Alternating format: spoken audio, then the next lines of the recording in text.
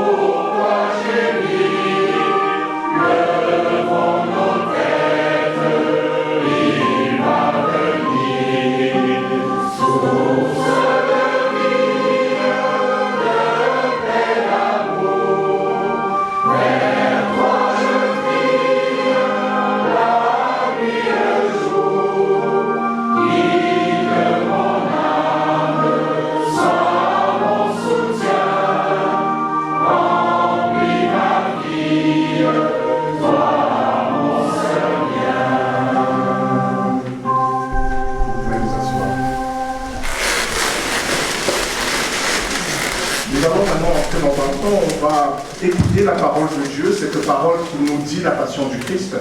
Mais avant de lire cette parole, de la proclamer, de l'écouter, je vais vous inviter à la prière pour demander à Dieu d'être conduit tout au long de ce temps par le Saint-Esprit. Nous prions.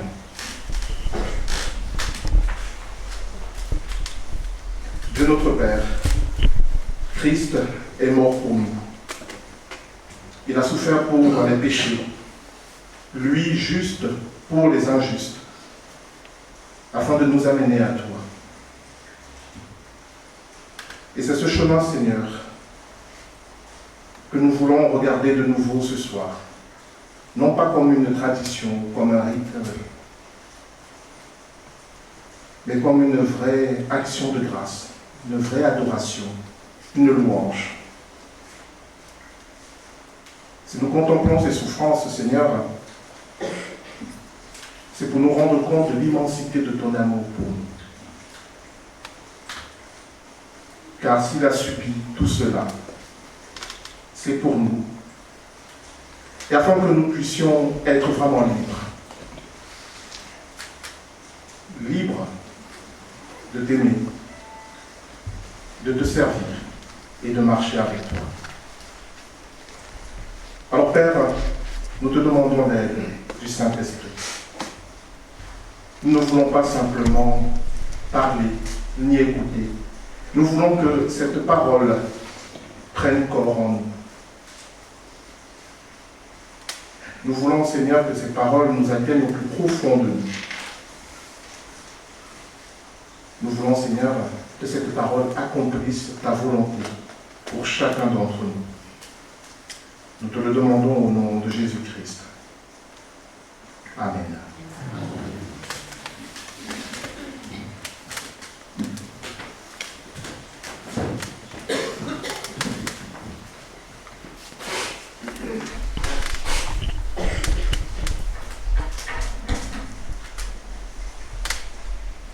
Nous lisons dans le livre du prophète Ésaïe, au chapitre 52, à partir du verset 13.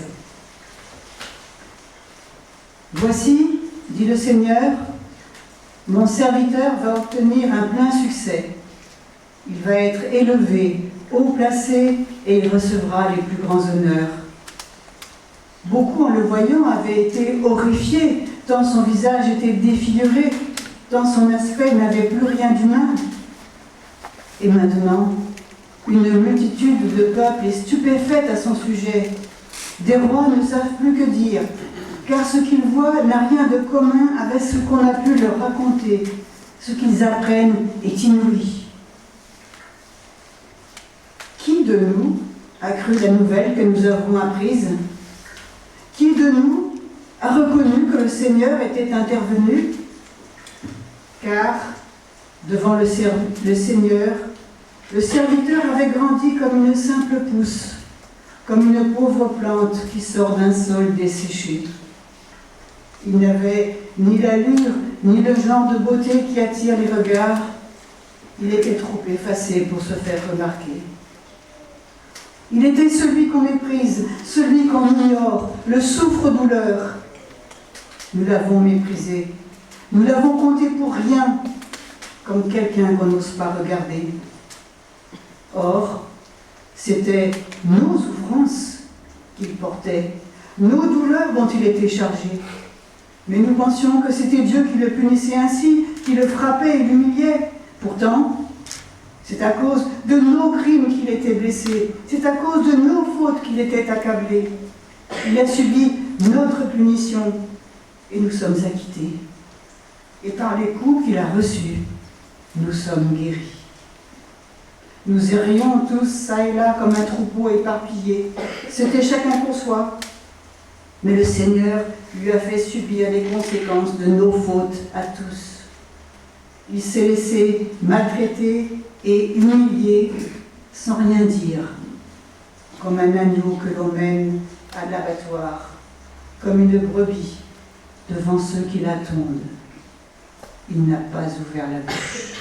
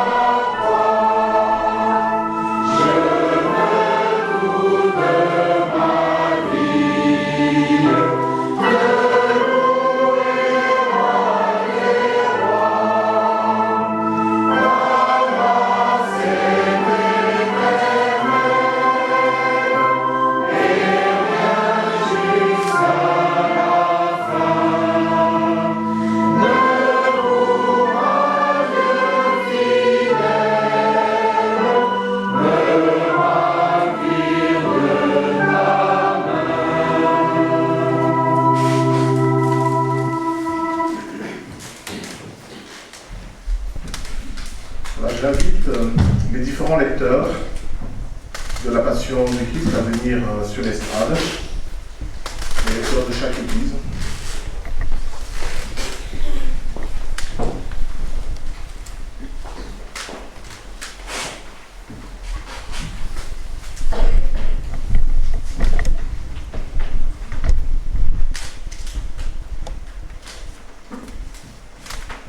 La passion de notre Seigneur Jésus-Christ selon saint Jean, chapitre 18.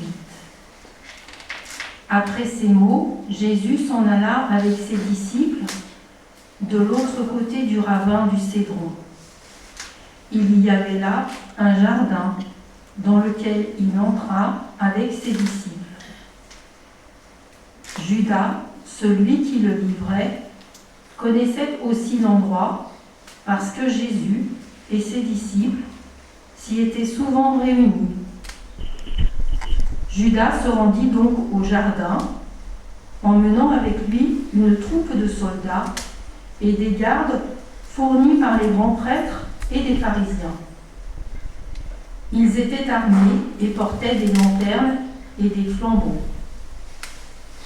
Jésus, qui savait tout ce qui devait lui arriver, s'avança vers eux et leur demanda : « Qui cherchez-vous »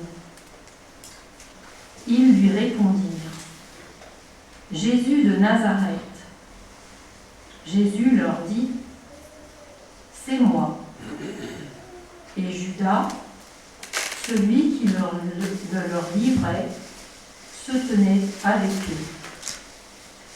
Lorsque Jésus déclara « C'est moi », ils reculèrent et tombèrent à terre.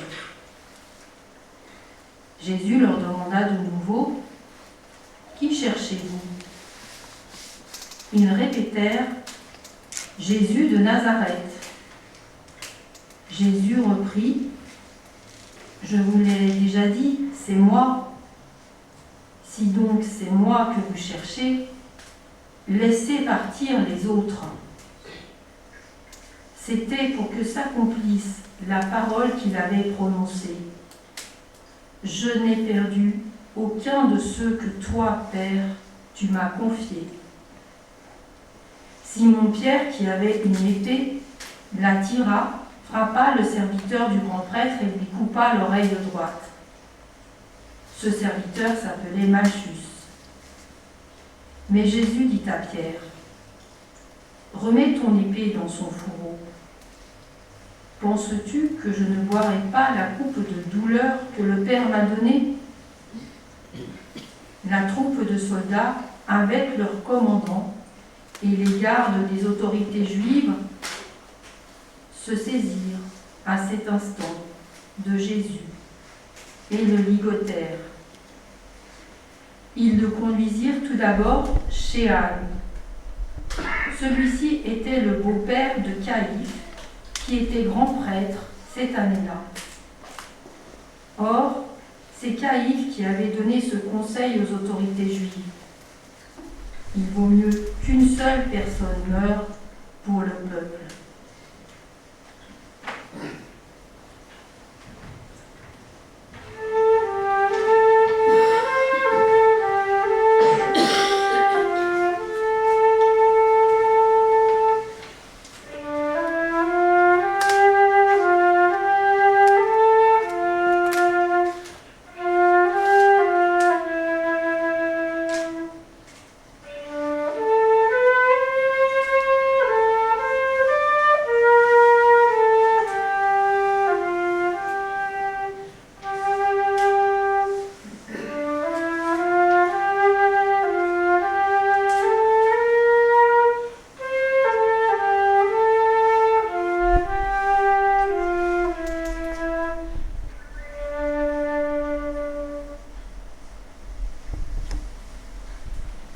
Simon-Pierre et un autre disciple suivaient Jésus. Cet autre disciple était connu du grand prêtre, si bien qu'il entra en même temps que Jésus dans la cour intérieure de la maison du grand prêtre. Mais Pierre resta dehors, près de la porte. L'autre disciple, celui qui était connu du grand prêtre, sortit et parla à la femme qui gardait la porte. Puis il fit entrer Pierre. La servante qui gardait la porte questionna Pierre. « N'es-tu pas, toi aussi, un des disciples de cet homme-là » ? « Non, je ne le suis pas, répondit-il.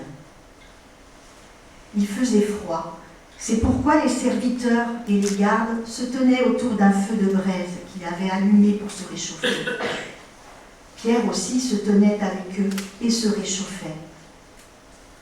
Le grand prêtre interrogea Jésus sur ses disciples et sur l'enseignement qu'il donnait. Jésus lui répondit : « J'ai parlé ouvertement au monde. J'ai toujours enseigné dans les synagogues et dans le temple, où tous les Juifs se rassemblent. Je n'ai rien dit en cachette. Pourquoi m'interroges-tu ? Demande à ceux qui m'ont entendu ce que je leur ai dit. Eux savent ce que j'ai dit. » À ces mots, un des gardes qui se trouvait là donna une gifle à Jésus en disant : « Est-ce ainsi que tu réponds au grand prêtre ?» Jésus répliqua : « Si j'ai dit quelque chose de mal, montre-nous en quoi. Mais si ce que j'ai dit est juste, pourquoi me frappes-tu » Anne l'envoya toujours ligoter à Caïphe le grand prêtre. Pendant ce temps, Simon-Pierre était là, en train de se réchauffer. On s'adressa à lui. « N'es-tu pas, toi aussi, un de ses disciples » Mais Pierre le nia en disant : « Non, je ne le suis pas. »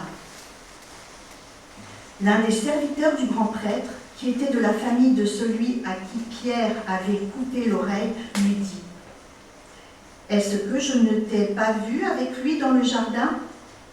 Mais Pierre le nia de nouveau. Aussitôt, un coq chanta.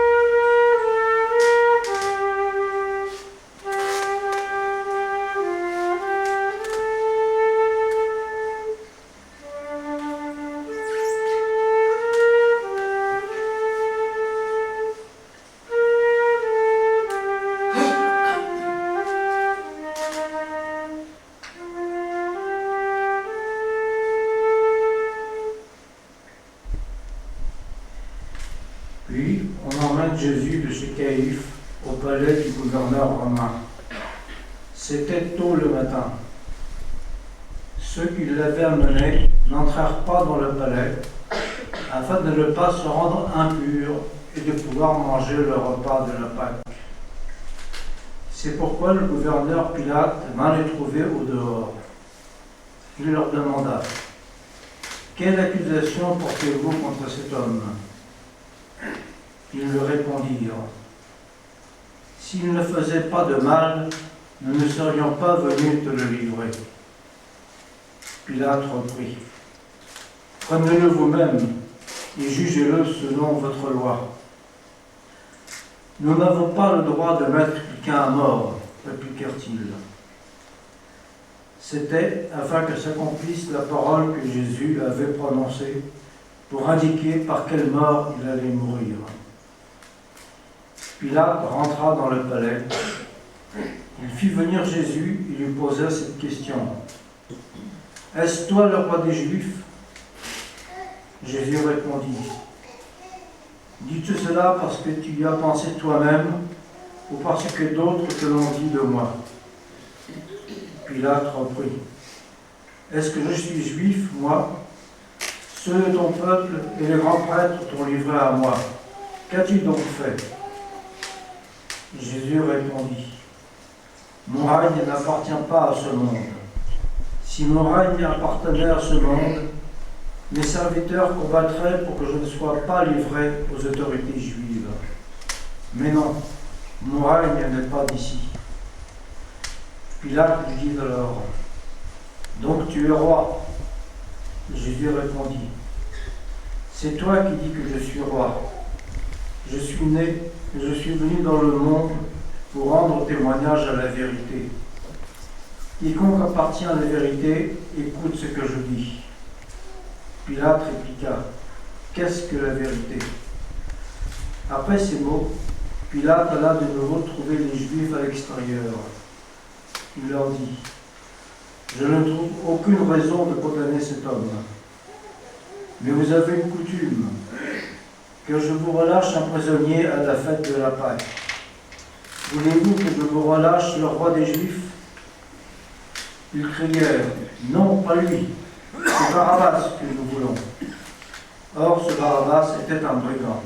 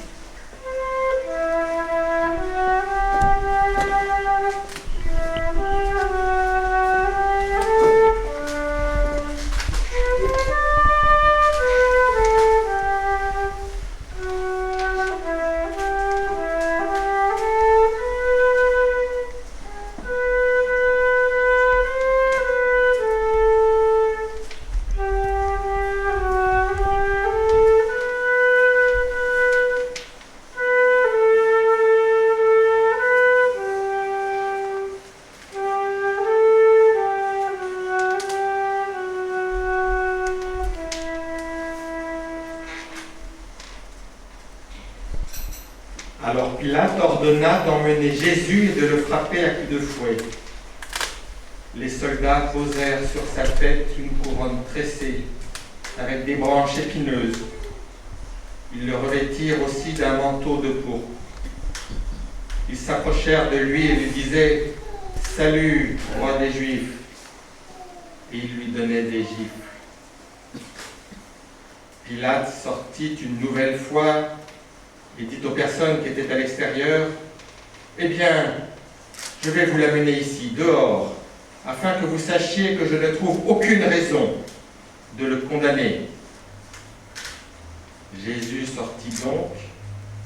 Il portait la couronne d'épines et le manteau rouge, et Pilate leur dit, « Voici l'homme. » Mais lorsque les grands prêtres et les gardes le virent, ils crièrent, « Crucifie-le! Crucifie-le » Pilate reprit, « Prenez-le et crucifiez-le vous-même, car je ne trouve personnellement aucune raison de le condamner. » Les Juifs répliquèrent, « Nous avons une loi, et selon cette loi, il doit mourir, car il a prétendu être le Fils de Dieu. » Quand Pilate entendit ces mots, il eut encore plus peur.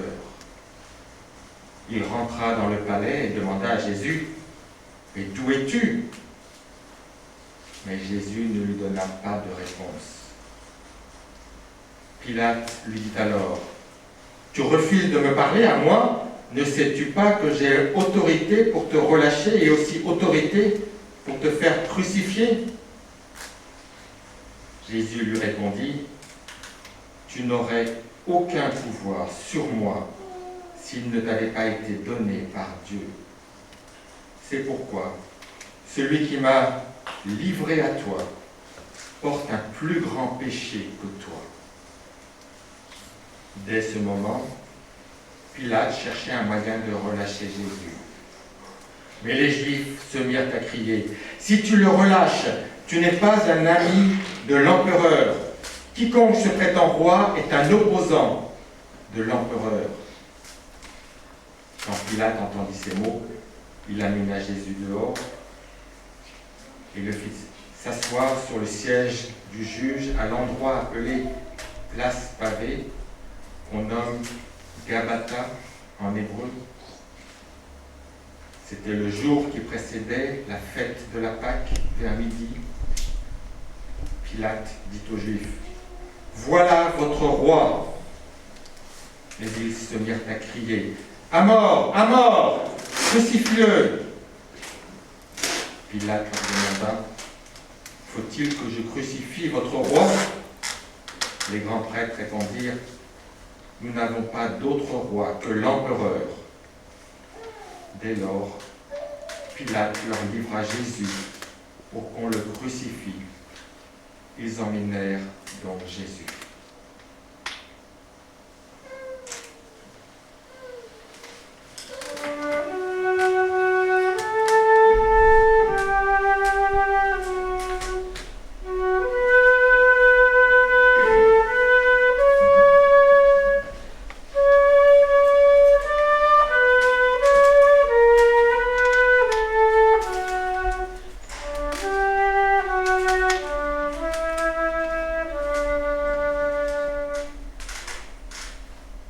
Celui-ci dut porter lui-même sa croix pour sortir de la ville et aller à un endroit appelé le lieu du crâne, qu'on nomme Golgotha en hébreu.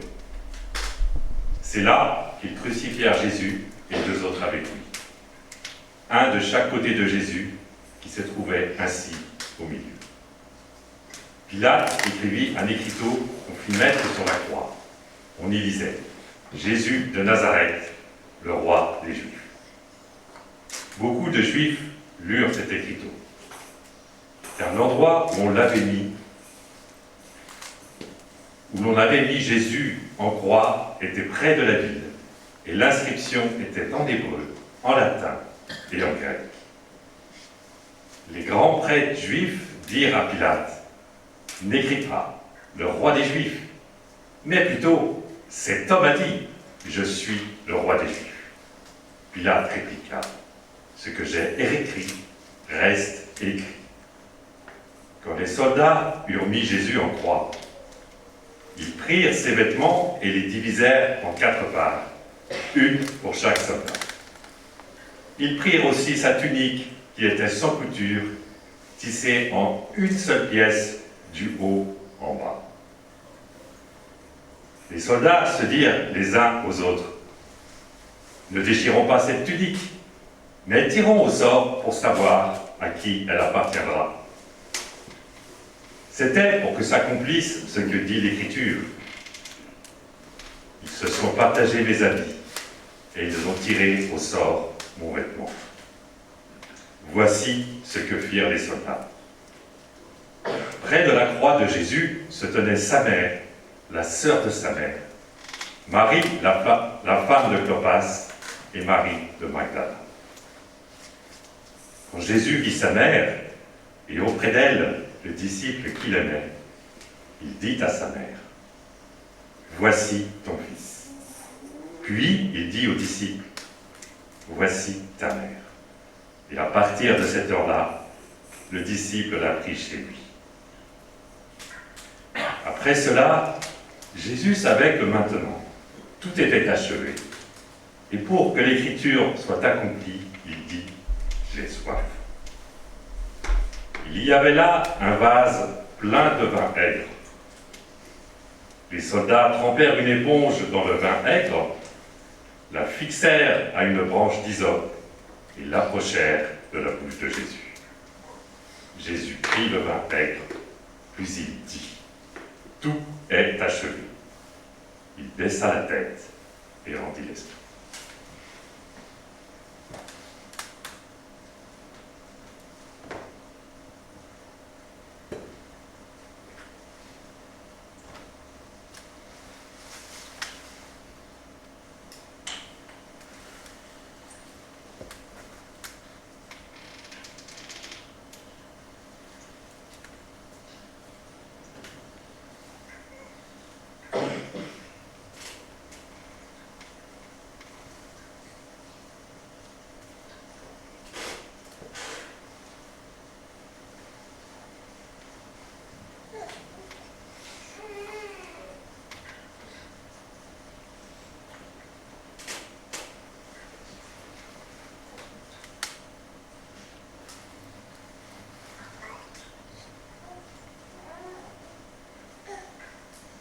C'était la veille de la Pâque, et il ne fallait pas que les corps restent sur les croix durant le sabbat, d'autant plus que ce sabbat-là était particulièrement important.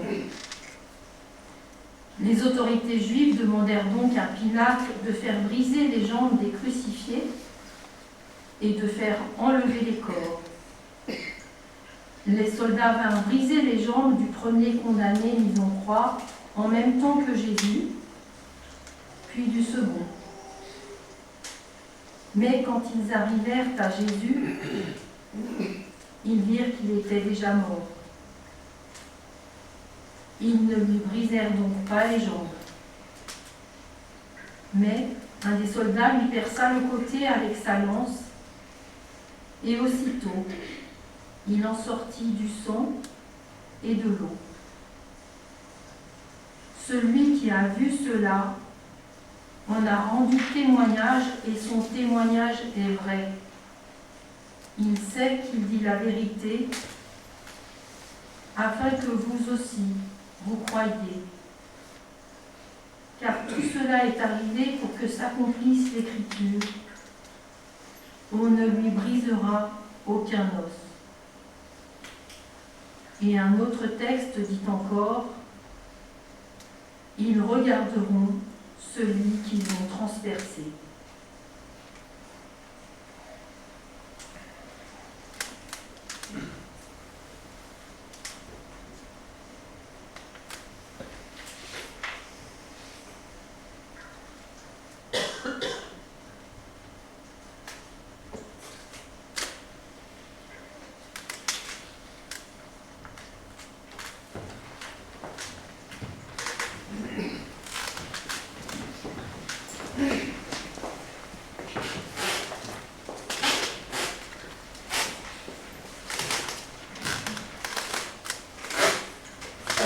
Nous avons entendu ta parole. Ta parole est la vérité. Sanctifie-nous par la vérité.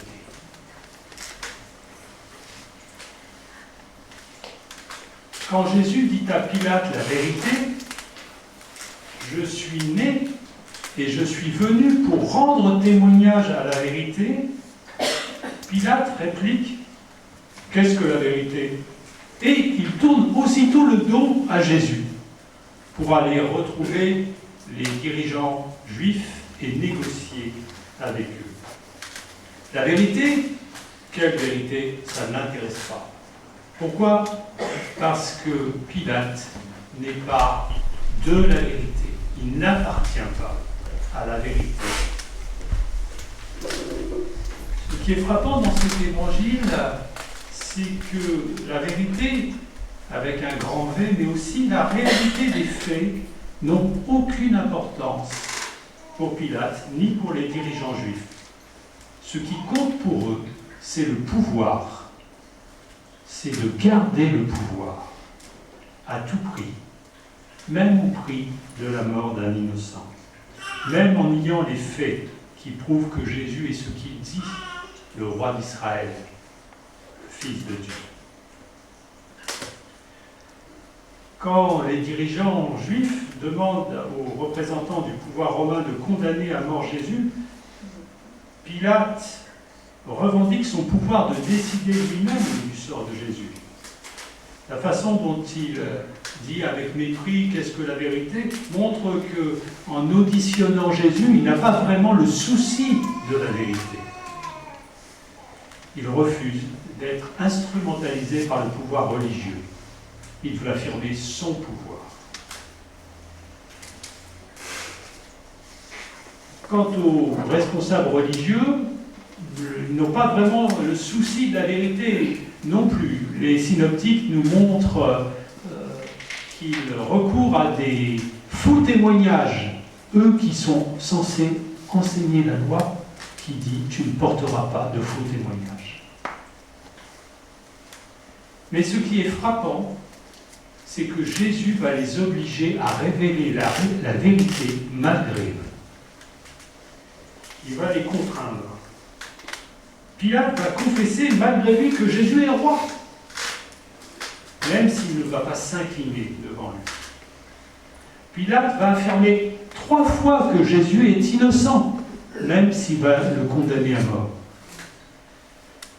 Les chefs religieux eux-mêmes vont dire « Il s'est fait le Fils de Dieu ». Ils vont dire la vérité, Jésus est le Fils de Dieu, mais sans la confesser. Dans ce procès face à des pouvoirs menteurs, Jésus se révèle comme la vérité. Et Jésus se révèle royal.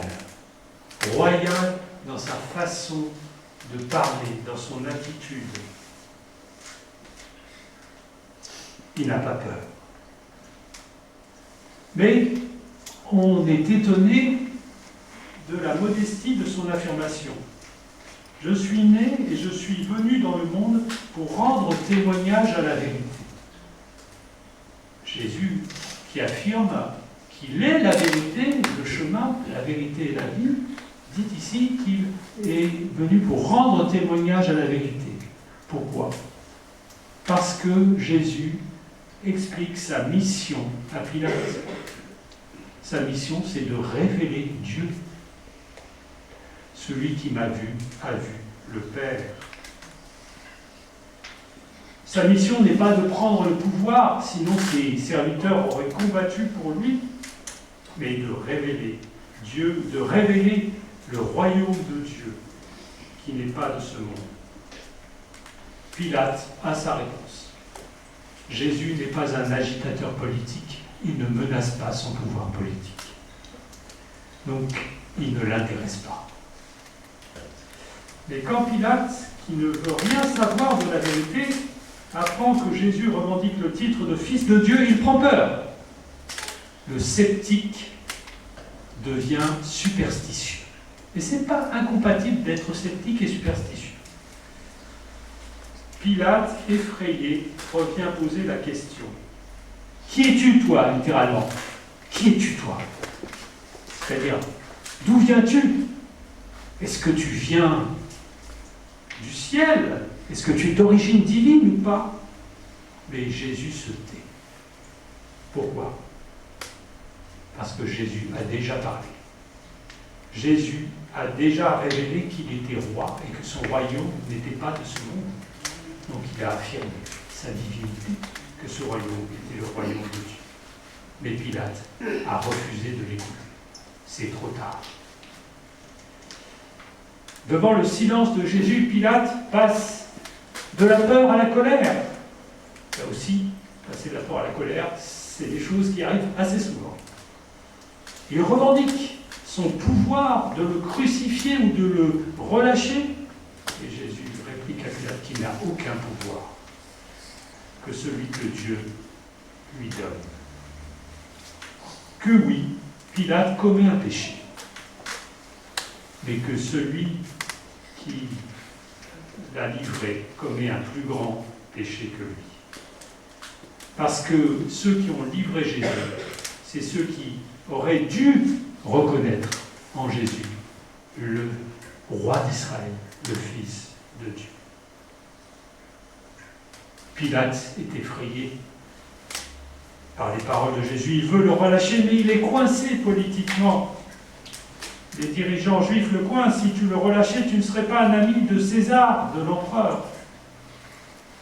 Alors Pilate a plus peur de la sanction de l'empereur Tibère que de pécher contre Dieu en condamnant à mort un innocent. Jésus a dit « La vérité vous rendra libre ». Jésus révèle aux humains la vérité sur ce qu'ils sont réellement, pécheurs, captifs, esclaves. Celui qui commet le péché est esclave du péché. Il ne peut pas se libérer. C'est un esclave, il ne peut pas se libérer lui-même. Mais si le Fils vous affranchit, vous serez réellement libre. En refusant de reconnaître la vérité, Pilate et les responsables juifs demeurent esclaves du péché. Ils sont asservis à leur soif de pouvoir, asservis à leur peur comme Pilate, asservis à leur haine pour Jésus comme les responsables religieux juifs. Asservis même au pouvoir politique. C'est étonnant d'entendre ces responsables dire à l'occupant romain haï, nous n'avons d'autre roi que César. Quelle ironie!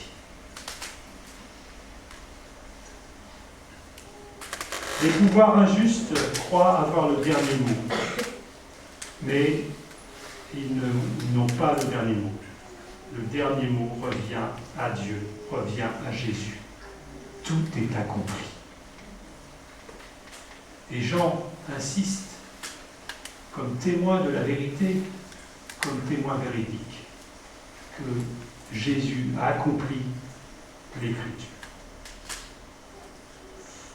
Alors, quelles leçons tirer pour nous aujourd'hui? Ceux qui résistent pacifiquement à un pouvoir injuste révèlent la violence et l'injustice de ce pouvoir, même si le procès est truqué, même s'ils finissent par être tués. Mais Jésus n'est pas un simple modèle pour les martyrs de la vérité. Il est venu pour rétablir son royaume de justice et de paix. Il n'est pas mort pour rien. Sa résurrection le montrera. Il a vaincu.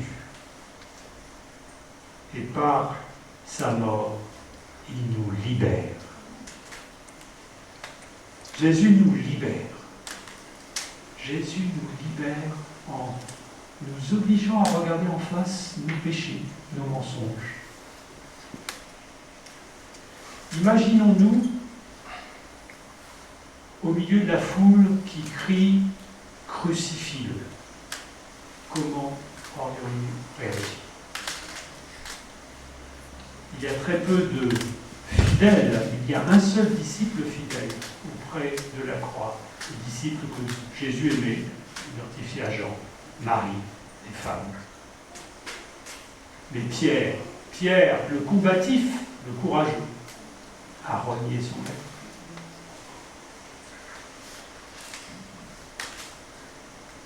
Mais face au Christ, il pourra reconnaître son péché et être rétabli. Et parce qu'il a reconnu son péché, que le Christ l'a rétabli, Pierre aura par la suite le courage de la vérité, le courage de mourir en martyr pour Jésus.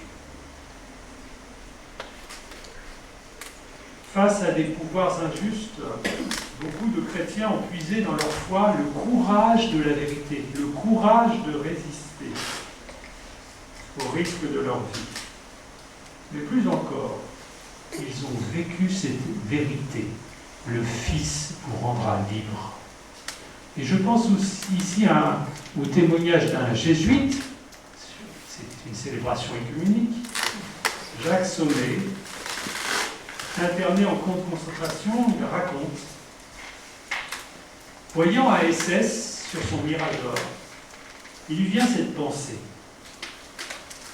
Tel que je suis là, il ne peut rien contre moi. Ils ont fait tout ce qu'ils ont pu. Ils m'ont presque dépouillé de mon corps. Le reste, je le trouve intact. Je puis librement dire, je crois en Dieu. Je peux librement dire, vive la vie. Tandis que lui, là-haut, est déjà détruit par sa destruction. Oui, si le Fils vous affranchit, vous serez réellement libre de tout pouvoir, de toute puissance ennemie. Alors, quelles leçons tirer aussi de cette interrogation si moderne, qu'est-ce que la vérité? Alors, ne nous laissons pas impressionner par ceux qui nous disent « Vous êtes intolérants, vous, les chrétiens, parce que vous affirmez une vérité absolue. » Tu me dis qu'il n'y a pas de vérité absolue, mais toi aussi tu affirmes une vérité absolue, qu'il n'y a pas de vérité absolue. La différence, c'est que ta vérité à toi, elle est vide. C'est une négation. Il n'y a pas de vérité. Tandis que ma vérité à moi, elle est pleine. Elle est remplie. Elle est remplie du Christ. Ma vérité, elle me rend libre et joyeux. Et toi? Cette vérité, Jésus ne l'impose pas. Il nous appelle. Écoute sa voix.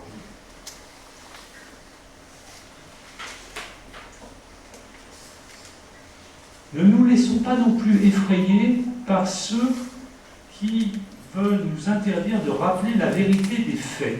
Vous savez, les faits, c'est Dieu qui les a créés. Dieu est le créateur de la réalité. Nier la réalité, c'est nier le créateur. Dietrich Bonhoeffer a écrit « Pour pouvoir exprimer une réalité telle qu'elle est, il faut conformer nos regards et nos pensées à ce qu'est la réalité en Dieu. Le mensonge, c'est l'opposition à la parole de Dieu, telle qu'il l'a prononcée en Christ. Le mensonge est donc la destruction consciente et intentionnelle de la réalité telle qu'elle a été créée par Dieu et qu'elle subsiste en lui. Le mensonge est donc la destruction consciente et intentionnelle de la réalité telle qu'elle a été créée par Dieu et qu'elle subsiste. Cette parole, elle résonne fortement aujourd'hui. Destruction de la création. On a nié le réchauffement climatique et ses effets. On a nié le fait. Cette destruction de la vérité, nous la voyons en politique. Non, ce n'est pas une opération spéciale, c'est une guerre. Non, l'avortement n'est pas le comble de la liberté pour les femmes, c'est un infanticide qui les blesse. Non, soigner n'est pas tuer. Non, affamer une population, ce n'est pas en défendre une autre.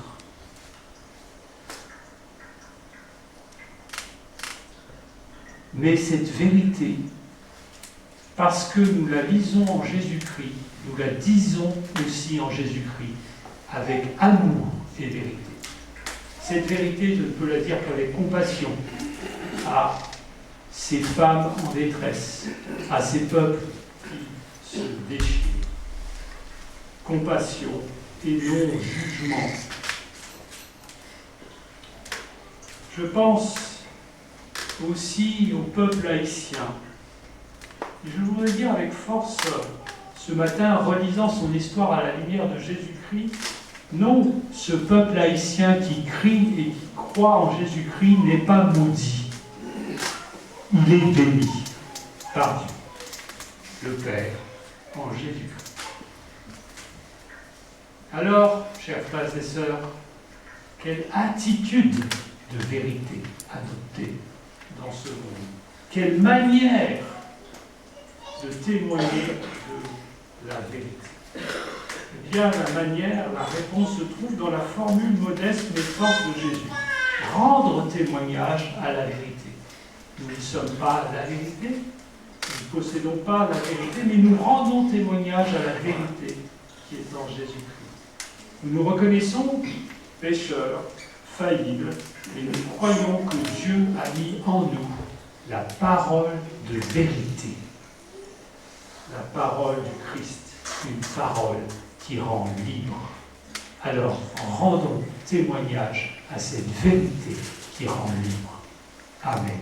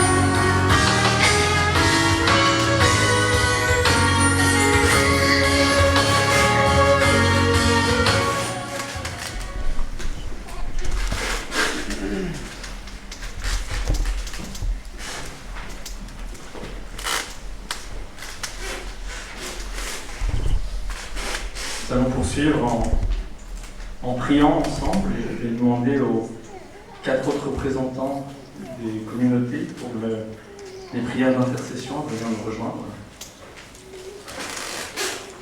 Nous prendrons donc un temps où des prières ont été préparées de chaque communauté pour penser au peuple souffrant actuellement et pour nous remettre pleinement à Dieu. Et entre chaque intervention, chaque prière, nous chantons Jésus le Christ, lumière intérieure. Je vous invite à la prière. Seigneur, Dieu de l'univers, en ce jour de commémoration du sacrifice de ton Fils Jésus-Christ, nous souhaitons également penser et prier pour nos frères et sœurs en Christ, mais aussi en humanité qui souffrent à cause de guerre, de famine, de troubles. Christ est mort par amour pour tous et toutes, et par sa souffrance, il nous libère. Viens donc nous apporter la lumière et le réconfort. En attendant ton retour, aide-nous à te rendre témoignage par nos bouches et notre comportement. Apprends-nous à aimer notre prochain comme tu l'aimes et comme tu nous aimes, et à nous enrichir de nos différences. En attendant ton retour, aide-nous à te rendre témoignage par nos bouches et notre comportement. Apprends-nous à aimer notre prochain. À toi soit la gloire. Amen.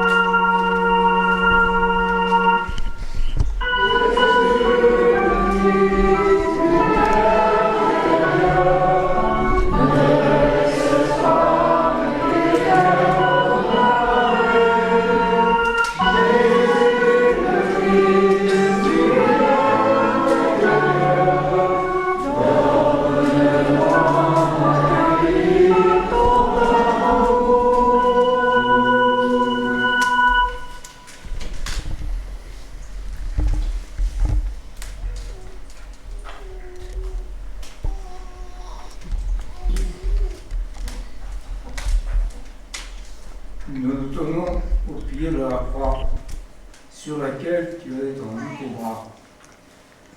Nous nous souvenons de ce que tu nous as légué, notre dernier discours dans l'évangile de Jean. Je vous laisse ma paix, je vous donne ma paix. Mais les hommes ne gardent pas tes préceptes, et la guerre sévit dans tous les continents, avec tous les malheurs qu'elle provoque. Et nous sommes là, et te prions, console toutes les victimes, aide ceux qui les soignent, et fais germer dans la tête de ceux qui provoquent la guerre une solution pacifique. Nous t'en prions.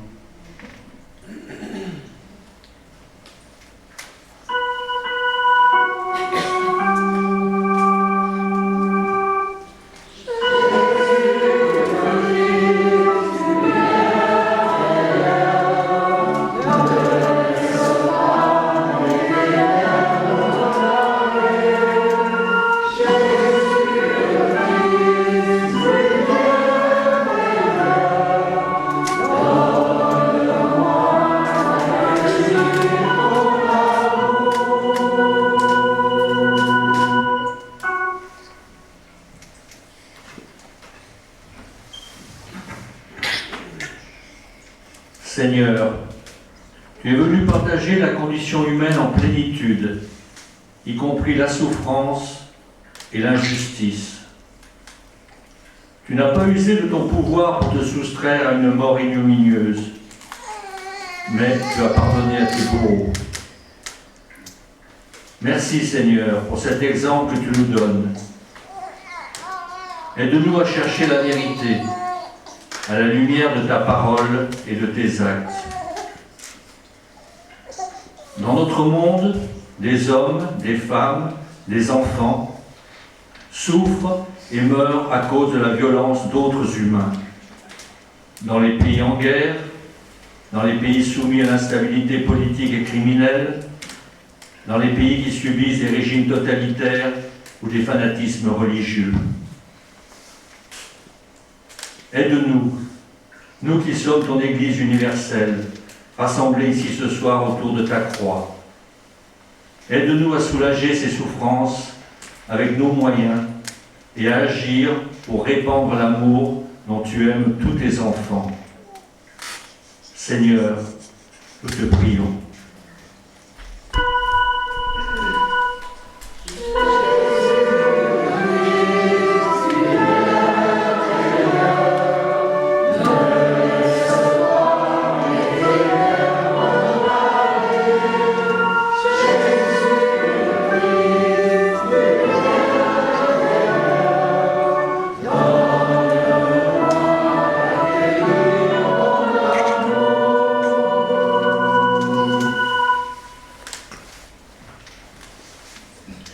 Seigneur, nous sommes au pied de ta croix. Nous voyons ton corps supplicié par la torture. Seigneur, chaque jour nous entendons des bruits de torture provenant de Russie, d'Afrique, de Palestine ou d'Israël et de tant d'autres endroits. Crimes de guerre, crimes contre l'humanité. Seigneur, en voyant leur corps supplicié, c'est toi que nous voyons. Seigneur, toi qui as souffert sur la croix, qui t'es senti abandonné de tous, ravive en chacune des personnes victimes de la haine leur sentiment de dignité et d'appartenance à l'humanité. Seigneur, nous sommes au pied de ta croix. Nous entendons ceux qui se moquent de toi. Nous voyons celui qui te donne un coup de lance. Seigneur, toi qui as dit « Pardonne-leur, ils ne savent pas ce qu'ils font ». Permets à ceux qui souffrent de la guerre, de la folie des hommes, de ne pas rentrer dans le cercle mortifère de la haine. Aide-les à pardonner. Seigneur, nous te prions.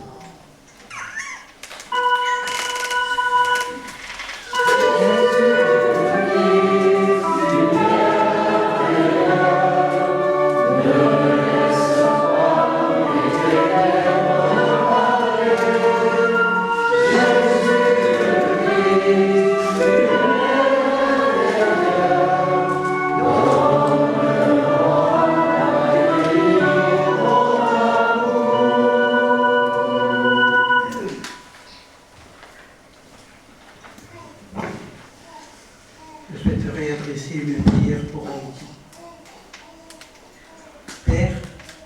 Je te loue pour la République d'Haïti.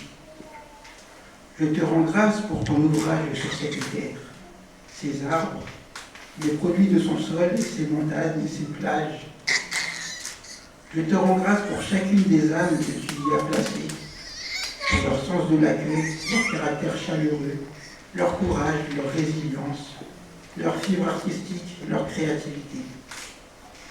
Je te remercie pour son histoire, un passé fait de lutte contre l'esclavage, pour la liberté et l'égalité en Haïti et dans le monde.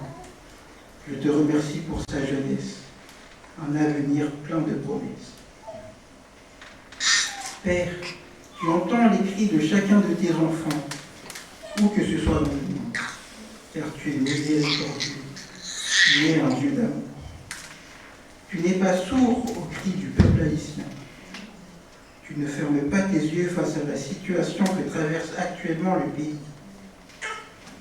Tu connais nos besoins avant même que nous les fassions monter à toi. Tu es notre espérance, quelles que soient les situations. Ainsi, Père, je remets entre tes mains Haïti. Je prie pour que tu fasses régner ta paix dans le pays. Que la terreur des gangs cesse par ton bras puissant. Libère les habitants des gangs oppresseurs. Change le cœur de ceux qui ont pris les armes et se sont ralliés au groupe armé. Donne-leur une nouvelle vie. Console ceux qui pleurent la disparition d'un proche dans ce climat de violence. Ô Père, donne la sagesse aux dirigeants.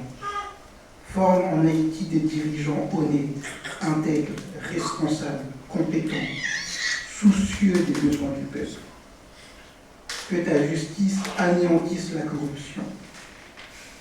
Soutiens les forces de l'ordre. Renouvelle leur courage. Aide-les dans leur mission si difficile d'apporter la sécurité en Haïti. Par ta grâce, offre à la population la stabilité et les emplois. Qu'elle ait accès à l'éducation, à la santé et à une alimentation de qualité. Protège ton Église en Haïti. Dans ce contexte de crise, qu'elle soit témoin de ton évangile. Tourne les regards des Haïtiens vers toi et affermis la foi de ceux qui marchent dans tes voies. Toi qui as versé ton sang pour apporter le salut et la paix jusqu'aux extrémités de la terre, entends les cris de tes enfants. Amen.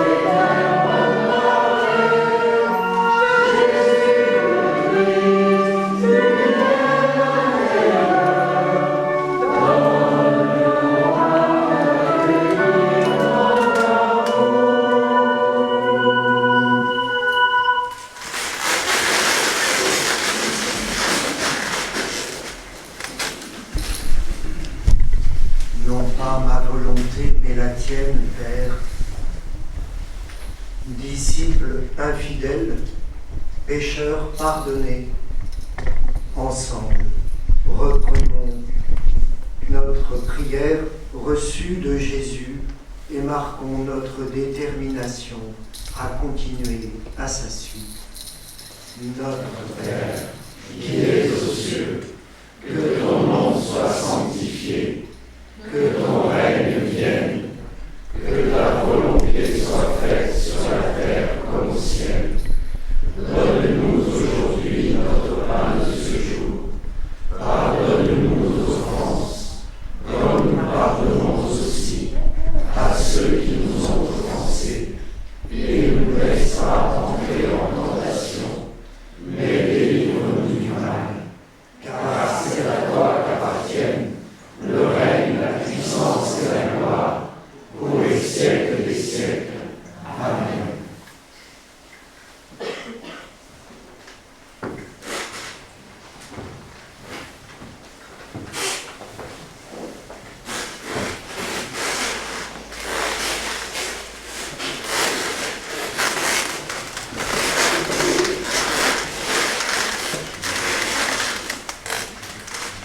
Vient le temps de l'offrande, moment de partage matériel. Cette année, nous vous proposons de soutenir une association de femmes en République démocratique du Congo. Les femmes paysannes du Nord Kivu s'entraident pour vaincre la faim, la précarité, la violence. Avec l'appui de l'association Ouaki, qui signifie Union des femmes paysannes du Nord Kivu, partenaire du CCLD Solidaire, elles prennent leur destin en main. Les principales missions du Ouaki consistent à mettre en place un certain nombre d'initiatives de défense des droits des femmes, droit à la terre, droit au travail, droit à l'alimentation, et de lutte contre les viols utilisés comme armes de guerre. Notre action militait en faveur d'une politique agricole favorable à l'agriculture familiale et respectueuse de l'environnement, notamment en les formant à l'agroécologie. Leur apporter une aide financière grâce par exemple à des mutuelles de solidarité pour les aider à développer leurs activités économiques et leur commerce. Voilà donc les principales actions de cette association qui œuvre déjà depuis de nombreuses années au Nord Kivu. Nous vous proposons donc de les soutenir par notre offrande. Merci.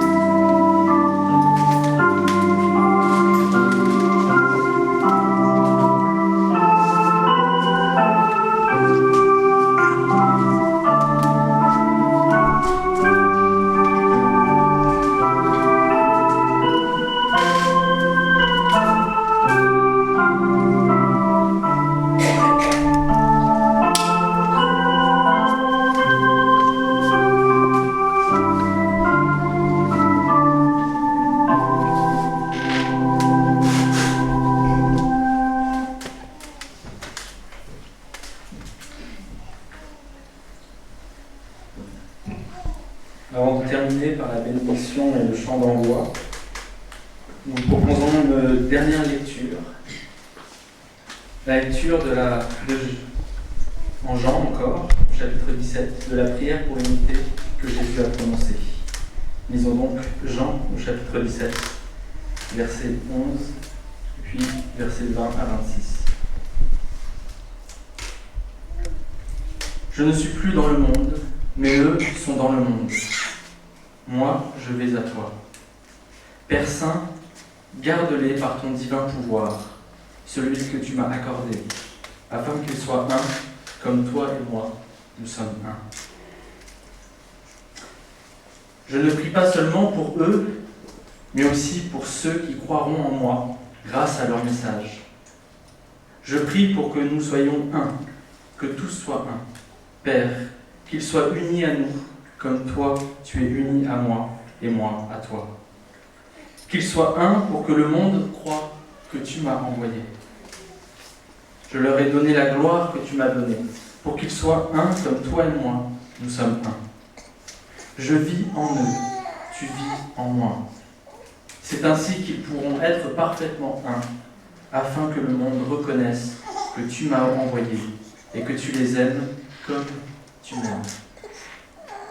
Père, tu me les as donnés et je désire qu'ils soient avec moi là où je suis, afin qu'ils voient ma gloire, la gloire que tu m'as donnée, parce que tu m'as aimé avant la création du monde.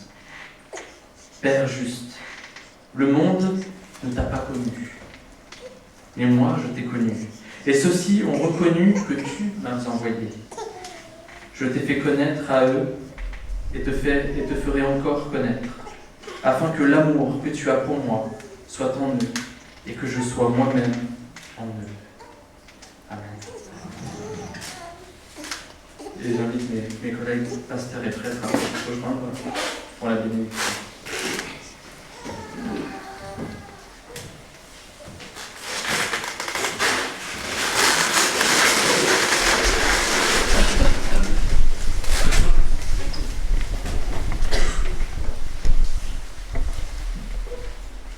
Que le Seigneur vous bénisse et les garde. Amen.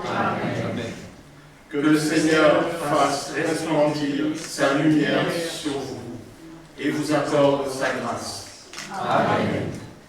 Que le Seigneur tourne sa face vers vous et vous donne sa paix. Amen. Et que la bénédiction du Dieu Tout-Puissant, le Père, le Fils et le Saint-Esprit soit sur vous et demeure avec vous pour toujours. Amen.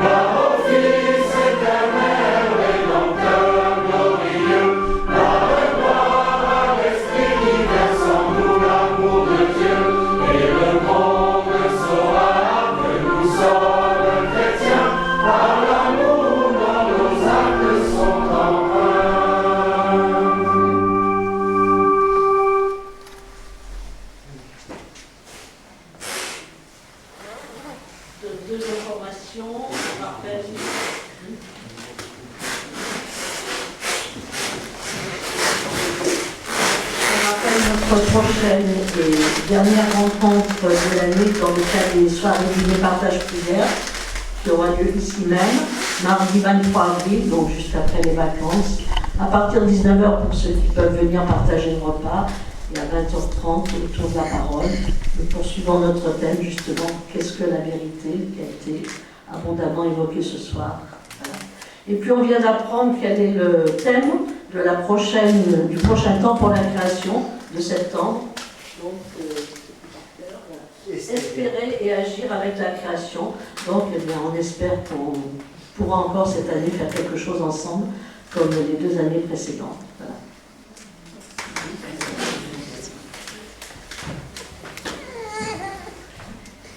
Voilà, nous vous souhaitons une bonne soirée et un bon temps de Pâques dans vos différentes églises pour dimanche proclamer la résurrection de notre Seigneur. Et en attendant, nous sommes dans la communion de la prière. Bonne soirée à tous.